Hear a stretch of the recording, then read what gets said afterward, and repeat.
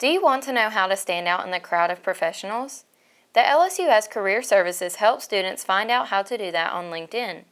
Director Jenny Flynn McKevitt held a workshop to help improve students' professional skills. LinkedIn is a resource that students can use to find internships and entry-level jobs. According to Business Insider Intelligence, LinkedIn boasted over 500 million users in 2017.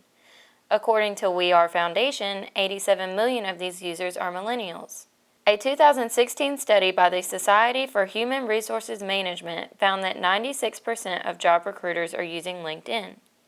With that being said, when you join LinkedIn, you are a tiny minnow in a network as big as the Atlantic Ocean.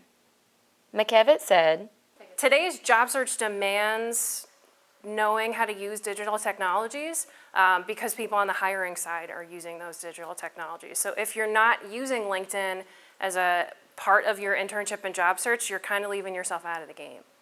So, if you want to put yourself out there, then LinkedIn might be your best bet. It can help you build a nice profile, make good connections, and snag that dream job. Now you know. I am Shelby Willis, Alma Student News.